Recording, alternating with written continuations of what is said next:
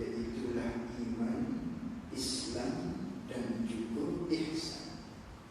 Jadi malam ini pengarang kita Syekh Ahmad bin Muhammad Zaid Al-Fatani rahimahullah ta'ala nak menta'arifkan pula kepada kita apakah yang dimaksudkan ihsan, bahagian daripada utama yang ketiga. Kata pengarang, bermula ihsan itu khabar ialah berbuat baik atau ihsan. Jadi ihsan asalnya ambil daripada perkataan salasi menjarrah dia hasuna yahsunu husna. Lalu itu dipindahkan daripada bab if'al dijadikan ahsana yuhsinu ihsanan. Dalam Al-Quran banyak sebut berkaitan dengan ihsan. Ada kalanya firman Allah Subhanahu wa ta'ala, in ahsantum ahsantum li anfusikum.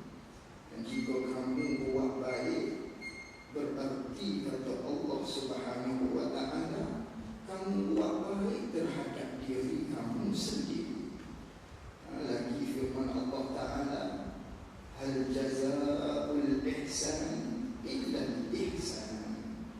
Tidak adalah balasan untuk kebaikan melainkan kata Allah kebaikan. Itu Allah Ta'ala firman di dalam Al-Quran. Begitu juga lah manakala orang yang mempunyai ihsan dipanggil dia itu ialah muhsin. Maka di dalam Al-Quran juga menyebut, Allah Ta'ala berfirman, inna Allaha la yudhi'u ajral muhsinin. Sesungguhnya Allah Ta'ala menyatakan, Allah Ta'ala kata sesungguhnya aku tidak mensia-siakan pahala bagi mereka-mereka yang berbuat baik. Allah Ta'ala tidak mengkosongkan bagi pahala mereka-mereka yang berbuat baik. Itu Allah Ta'ala berfirman di dalam Al-Quran, itu ihsan. Jadi apa maksud ihsan?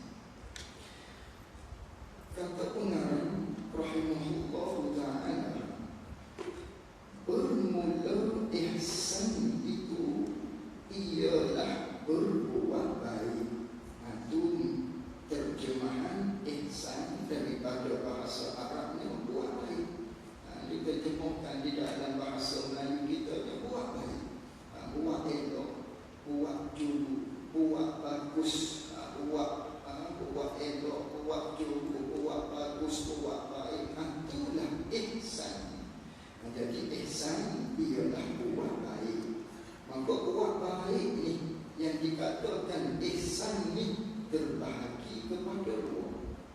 Iaitulah sama ada buat baik pada zahir pun bagi ihsan, ataupun buat baik pada batin panggil ihsan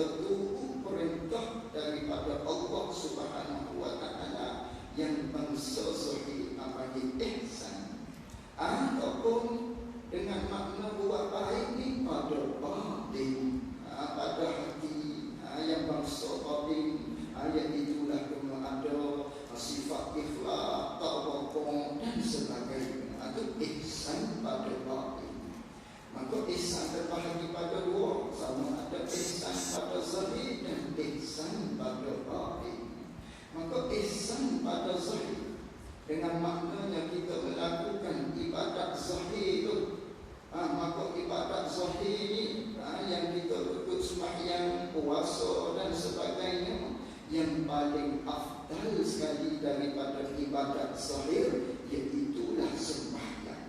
Kita buat baik dengan makna kita ikut segala perintah Allah yang bangsa zahirnya, salah satunya sembahyang. Allah Ta'ala firman di dalam Al-Quran, aqimus shalah, dirikan olehmu sembahyang. Itu Allah Ta'ala suruh, Allah Ta'ala perintah atas kita, Allah Ta'ala beri tekanan kepada kita, suruh kita tu solat, suruh kita tu sembahyang. Maka balik kita hamba Allah, manakala Allah Ta'ala suruh kita sembahyang, kita pun sembahyang. Allah Ta'ala suruh rokok, kita pun rokok. Allah Ta'ala suruh kita sujud, kita pun sujud. Itu panggil kita buat baik pada zahir.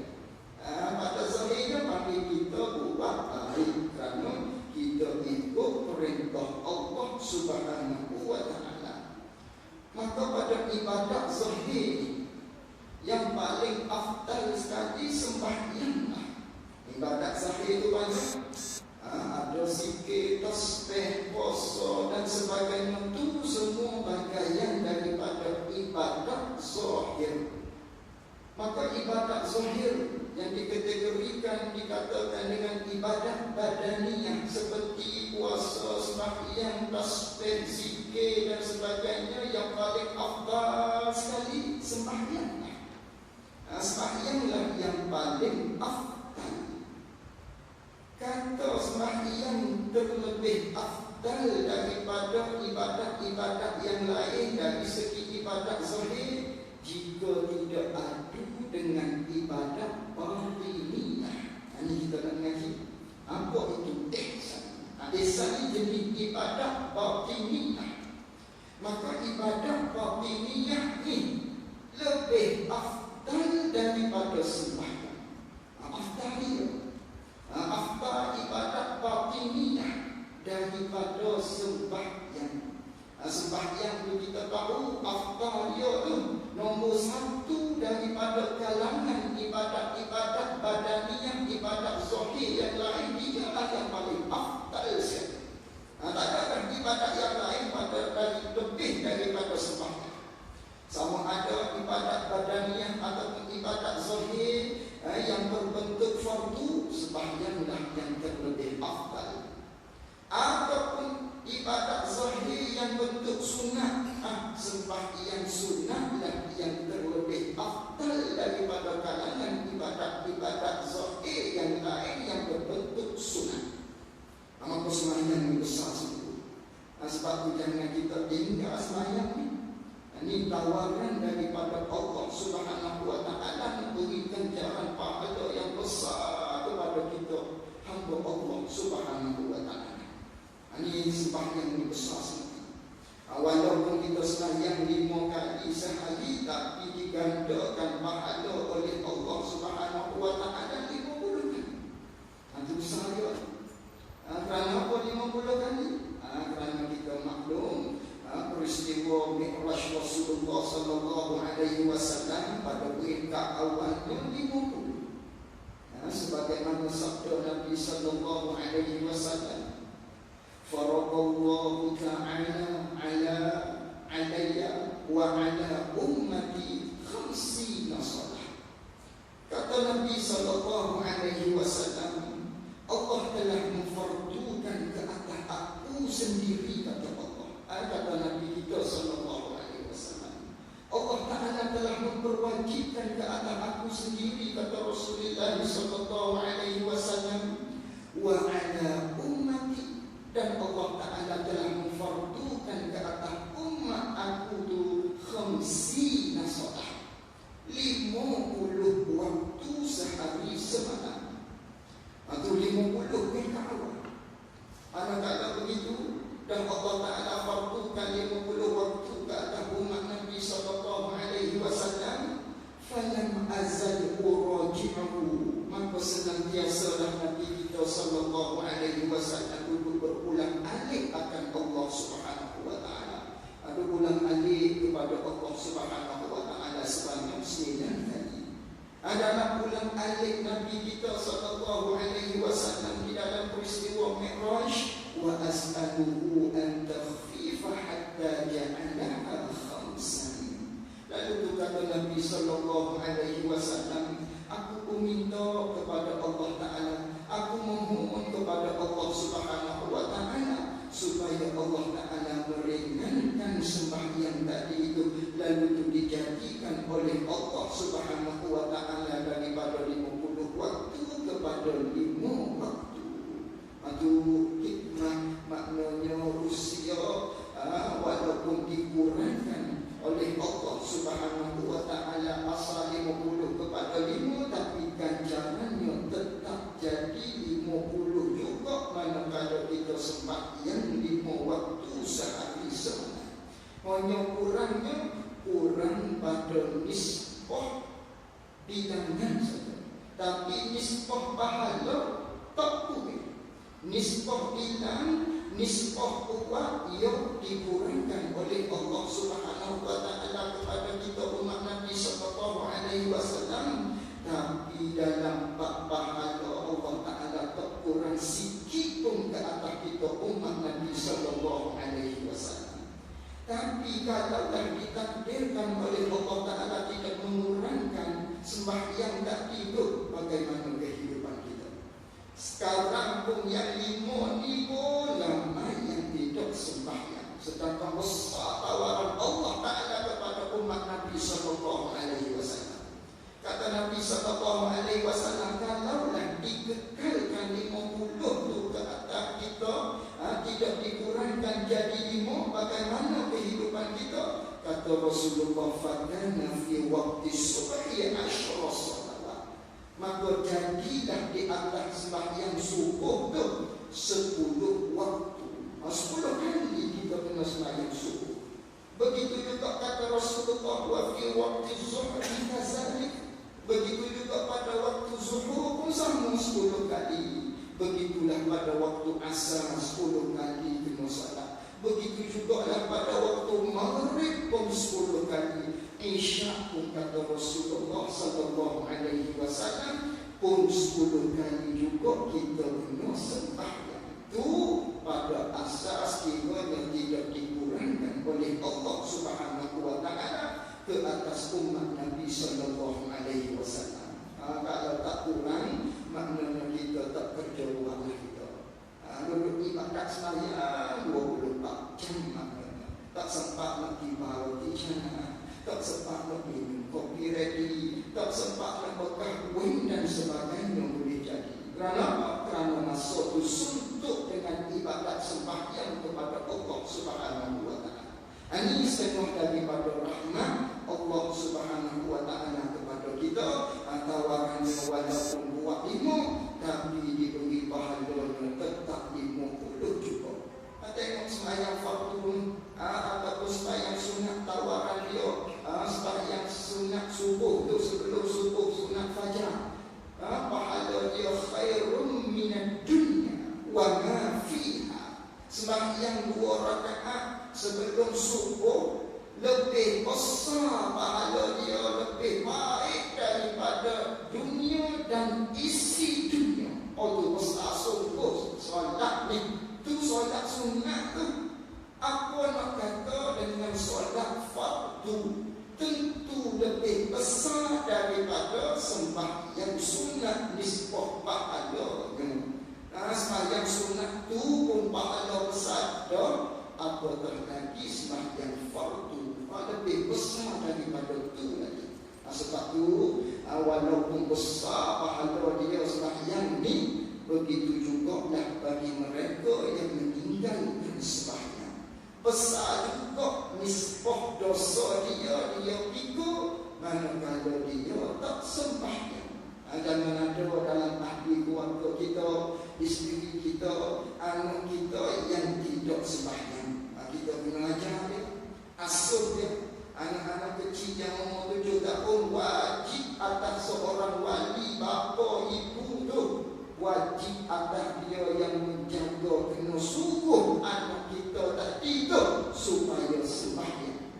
Walaupun dia sembahyang tu, walhanya tidak difardukan lagi atas dia kerana dia belum lagi capai umur, tapi bagi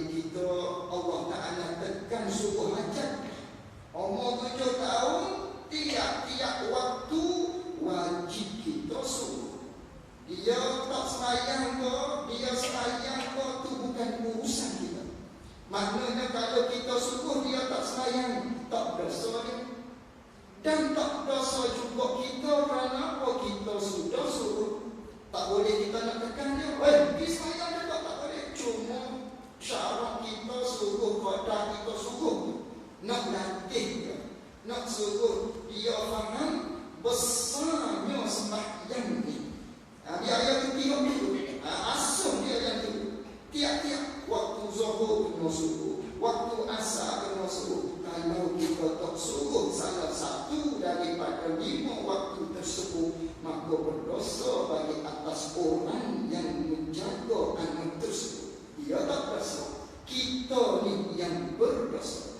Itu diberi tak umur 7 tahun, 9 tahun barulah kena rotan.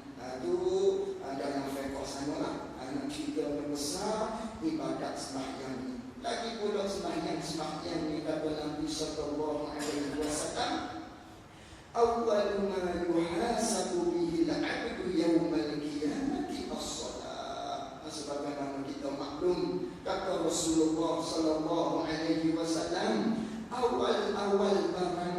awal-awal ibadah yang dihisab, yang dihitung, yang dikira dengan ibadat akan seseorang hamba tu pada hari kiamat nanti adalah sembahyang. Seolah-olahnya nak isyaratkan kepada kita besarnya sembahyang, seolah-olah ibadat badaniah yang lain, seolah-olahnya apa yang kita lakukan dengan mengerjakan ibadat kepada Allah seperti puasa letak di tepi terlebih dahulu. Dengan haji yang kita lakukan letak di tepi terlebih dahulu. Umrah yang kita lakukan letak di tepi terlebih dahulu. Sedekah yang kita buat pun letak ke tepi dulu. Zakat pun letak ke tepi. Tak kira amal ibadat yang lain letak tepi terlebih dahulu. Pastikan sembahyang itu sah. Kerana apa? Kerana yang ni akan dihisab oleh Allah Ta'ala paling awal saja. Zakat yang lain-lain itu letak tepi. Ini yang paling penting. Maka oleh kerana itu, kena kita pastikan sembahyang kita itu lulus, cemerlang, diterima oleh Allah Subhanahu wa Ta'ala. Kalau kita ada tinggal sebelum ni, waktu kita mula-mula balik dulu, maknanya kita sembahyang cerlang-cerlut, kita sembahyang acuh tak acuh, kena Allah. Kerana apa? Kerana yang itu akan disuhah oleh Allah Subhanahu wa Ta'ala di akhirat kelak yang pertama sekali. Kena pokok juga ada pokok. Sebaliknya, kalau kita tidak ada pokok dah, pastikan sembahyang kita itu sempurna lulus di sisi Allah Subhanahu wa Ta'ala. Ini besar sungguh saya. Sehingga kan kata Rasulullah lagi fatin saluhat sair wa amali. Sekiranya sembahyang kamu itu elok, sekiranya sembahyang kamu itu comel, sekiranya sembahyang kamu itu lulus, maka barulah diperikutkan dengan amalan-amalan yang lain. Dengan maknanya, manakala sembahyang kita itu elok, comel, baik, lulus dan sebagainya diterima oleh Allah Subhanahu wa Ta'ala, maka amalan yang lain itu akan dihisab oleh Allah Subhanahu wa Ta'ala secara mudah-mudah saja. Buat misal bandingan suruh kita faham benda akhirat ni, umpama kita atas dunia lah. Kita naik kenderaan bermotor ataupun apa-apa kata masuk kita berkereta umpamanya lalu atas jalan raya tu tiba-tiba ada traffic light, nak boleh tak boleh. Gila-gila jam jalan rupa-rupanya ada roadblock. Ada roadblock, ada sekatan JPJ, ada sekatan daripada boleh-boleh dan sebagainya. Perkara mula-mula yang akan diperiksa, dihisap oleh JPJ itu road tax itu. Kalau waktu malam dia suluh tu dicuri kita, dia tengok kalau hidup maknanya dia lepas. Tu pertama sekali road tax. Kalaulah road tax kita tu hidup tak mati, boleh digunakan di jalan raya, maka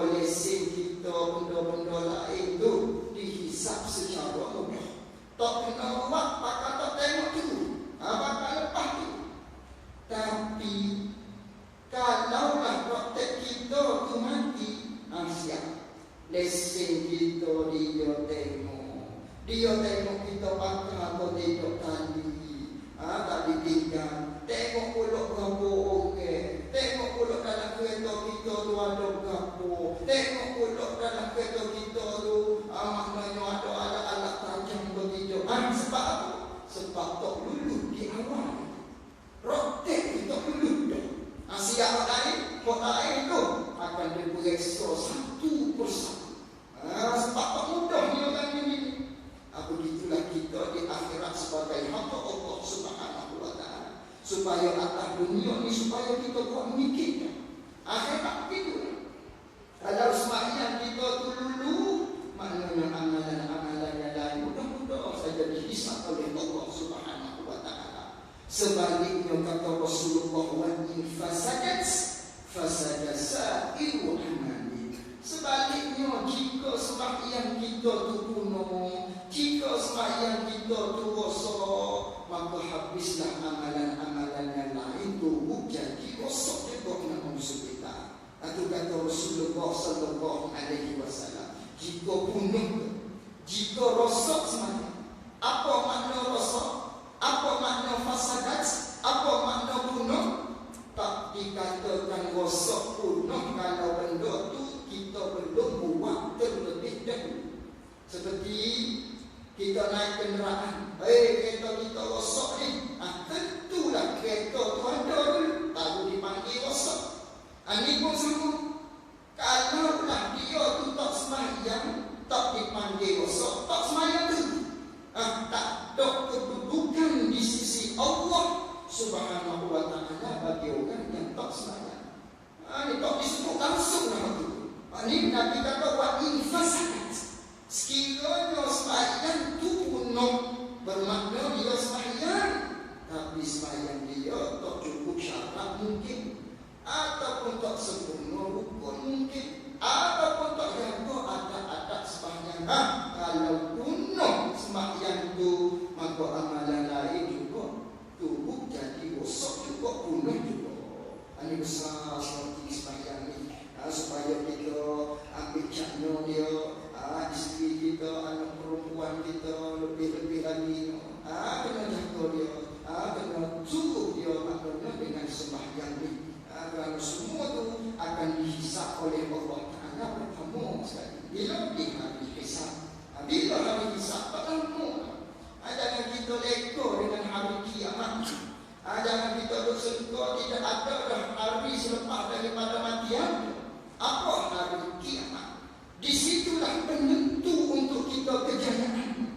Bukan penentu kejayaannya di dunia dengan bermewah-mewah, kerja setak dan sebagainya, pangkat tinggi, itu tidak. Yang kita naknya akhirat. Ini hari dihisap, pastikan dulu cemerlang tiap-tiap ibadah yang Allah Ta'ala fardukan ke atas kita. Tak lama dah hari hisap. Sebagaimana firman Allah, iqtaraba linnasi hisabuhum wa hum fi ghaflatin mu'ridun. Kata Allah Subhanahu wa ta'ala, telah hampir kepada engkau hai manusia, telah hampirlah bagi engkau manusia pada di hadapan ini, telah hampirlah bagi telah hampir terbalinnas, telah hampirlah bagi engkau, bagi mereka itu manusia, hari hisab. Telah hampir kata Rasul, kata Allah Subhanahu wa ta'ala di dalam Al-Quran. Tu kata Allah Ta'ala telah hampir kepada engkau hari kiamat tu. Bila ayat itu turun? Kepada Rasulullah sallallahu alaihi wasallam 1400 tahun yang lepas. Lama tu pun telah hampir dah kata Allah Subhanahu wa ta'ala ketika ayat itu turun 1400 tahun yang lepas. Apa lagi kita sekarang yang jauh dengan Rasulullah sallallahu alaihi wasallam, dengan maknanya benda yang akan datang, kullu atin qarib. Tiap-tiap benda yang telah lalu dia akan jadi makin dekat, makin dekat, makin dekat. Dia tak panggil makin jauh dah. Benda yang telah berlalu no. Oh dekat, makin dekat, makin dekat, makin dekat. Kita ni makin dekat dengan hari kiamat, hari hisab segala ibadat yang kita lakukan atas dunia.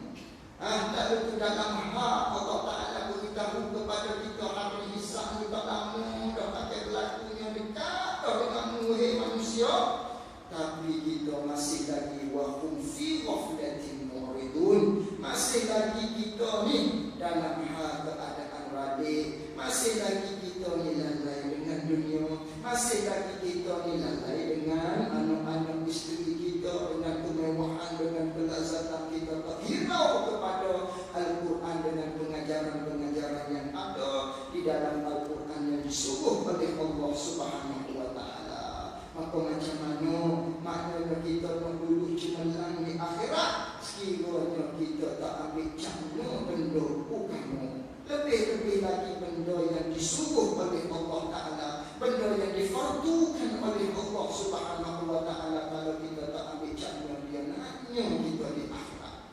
Ini sebab tu kita kena buat amal ibadat banyak-banyak atas dunia sebagai persediaan kita untuk menempuhi hari akhirat, hari hisab dengan lulus cemerlang, seterusnya dimasukkan kita ke dalam syurga Allah Subhanahu wa taala. Itu kena sediakan maknanya persediaan kita. Nabi pun beritahu kepada kita, fa'adid bil mas'alati jawaban.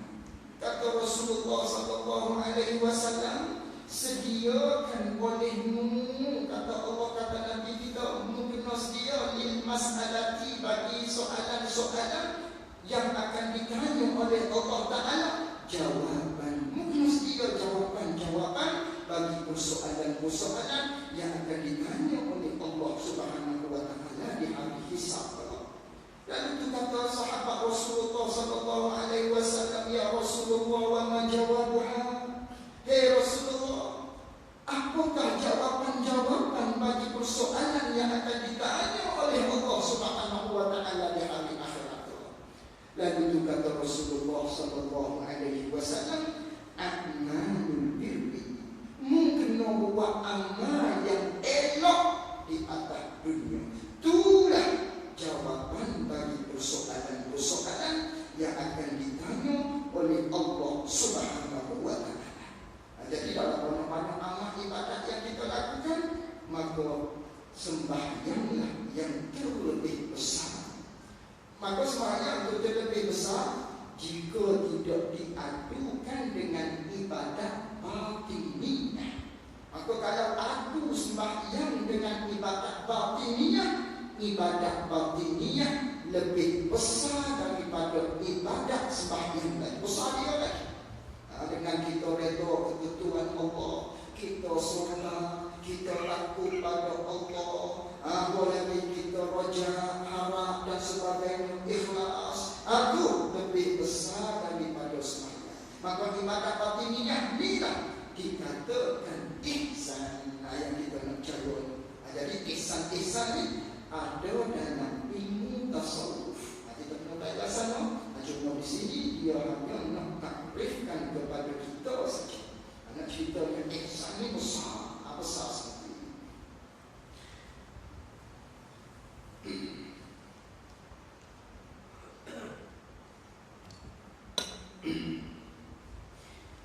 Bermula ihsan itu, terjemahnya ihsan ni ambil daripada hasunah yahsunu husnan, ialah berbuat baik. Jadi buat baik itu ada dua, buat baik pada zahir dan buat baik pada batin. Adapun di sini namanya buat baik pada batin.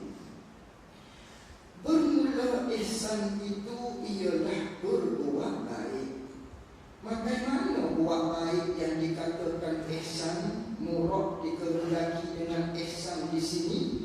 Buat baik tu dengan bahawa, dengan tu dia panggil ba lil taswir. Dalam Arab pa tu diterjemahkan dengan apa tu ada banyak makna.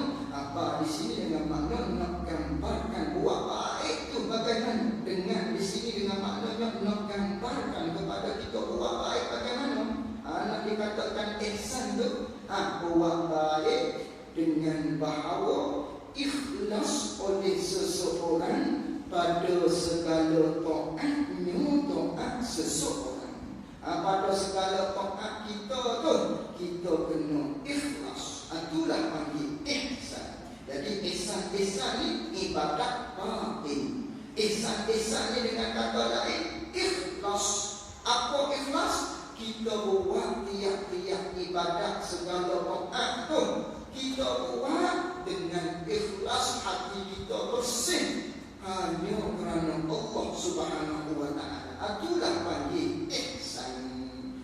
Sama ada taat tu dia panggil patuh tu taat. Jadi patuh ni ada dua, taat ni ada dua. Ada taat pada sebelah yang disuruh oleh Allah Subhanahu wa taala. Allah Taala suruh kita sembahyang, kita sembahyang. Allah Ta'ala suruh kita puasa, kita puasa. Allah Ta'ala suruh kita zakat, kita zakat. Manakala kita mampu, Allah Ta'ala suruh kita menunaikan haji, kita tunaikan haji. Itu panggil benda taat sebelum disuruh oleh Allah kita tu buat dia, panggil kita tu ihsan. Ada satu lagi taat juga panggil dia, tapi taat pada nisbah tinggal. Tadi nisbah buat, Allah Ta'ala suruh kita kena buat. Ada satu lagi taat nisbah tinggal. Allah Ta'ala suruh kita tinggal minum arak, kita tinggal. Allah Ta'ala suruh kita jangan bercakap nipu, kita tinggal. Allah Ta'ala suruh kita maknanya jangan kita tu mengumpat dan sebagainya, kita pun tinggal. Aduh, taat juga lagi. Ikut perintah Allah Ta'ala, balik tinggal. Sama ada taat balik buat ataupun taat balik tinggal tu, naknya ikhlas kerana Allah Subhanahu Wa Ta'ala. Sama ada maknanya taat balik tinggal, kita tak islam, maknanya kita tak minum arak, tak berzina, umpamanya tak berjudi ataupun yang lain-lain. Kerana apa kita tak berjudi? Adakah kita tak berjudi itu kerana kita tak ada duit? Kalau ada duit, berjudi juga. Kalau begitu, tidak ikhlas namanya. Naknya kita tinggal tu pun naknya kerana Allah Subhanahu Wa Ta'ala. Jadi ikhlas ni benda yang ada dalam hati kita. Benda tak apa kan? Benda susu, benda tersembunyi. Maka nak belajar dia secara terperinci, kena mengaji di dalam kitab-kitab, kitab-kitab tasawuf, di dalam perbicaraan dia lah. Seumpama kitab nama bagi hati min hajul abidi dan sebagainya. Dalam itu dia urai satu-satu. Ini bagi ihsan. Ihsan ni ialah kita ikhlas dalam melakukan ketaatan kepada Allah Subhanahu Wa Ta'ala. Ini ibu maknanya bagi segala ibadat hatinya ialah ikhlas. Apa ikhlas? Bersih hati. Sebagaimana yang ditarifkan oleh Imam Qushairi, yang dinukilkan perkataan Imam Qushairi rahimahullah ta'ala di dalam kitab Penawar bagi hatinya, dengan maknanya ikhlas ni ialah kita menunggalkan Allah Ta'ala. Al-ikhlas ifradul haqqi ataupun ifradullah subhanahu wa ta'ala fi ta'ati bil qasd. Itu ikhlas. Ikhlas ni ialah kita meninggalkan Allah Subhanahu Wa Ta'ala pada kita mengerjakan taat dengan sengaja hati. Dengan maknanya kita sengaja buat ibadat tu, kita sengaja buat ketaatan kepada Allah. Apa yang Allah Ta'ala kita buat dengan sengaja hati kita. Tapi kita buat tu naknya kena menunggal kerana Allah. Kalaulah kita buat taat tapi kita tidak menunggalkan hanya kerana Allah, dengan maknanya ada benda lain, perkara-perkara lain, tujuan-tujuan lain dalam hal kita melakukan ibadat ketaatan, maka reti kepada kita itu bukan ikhlas. Mungkin dalam ketaatan yang kita buat tadi sedekah umpamanya, mungkin ada bercampur kerana Allah Ta'ala juga, ada juga kerana nak puji daripada manusia. Itu reti kepada kita bukan ikhlas itu. Ataupun kita buat tadi itu betul-betul mono-mono, bukan kerana Allah, nak semata-matanya puji daripada manusia-manusia, itu bukan namanya ikhlas. Ikhlas ni kita menunggalkan, kita mensatukan hanya kerana Allah Subhanahu Wa Ta'ala. Itulah panggil ikhlas. Adapun kalau ada kerana lain, maka bukan dinamakan ikhlas. Maka sia-sia ibadat kita. Walaupun kita sembahyang bengkok kaki-kaki, walaupun kita sembahyang kaki kita haus sekalipun daripada kesan-kesan kita sujud lama kepada Allah Subhanahu Wa Ta'ala, walaupun begitu tapi tidak ada ikhlas, maka semuanya tidak ada pahala di sisi Allah Subhanahu Wa Ta'ala. Ibadat kita sah, tak akan ditanya dah maknanya apa engkau tidak solat, tak akan ditanya dah. Tapi balik kita mendapat pahala daripada Allah Ta'ala atas ibadat yang kita buat tu, tak layak diberi pahala oleh Allah Subhanahu Ini kita takut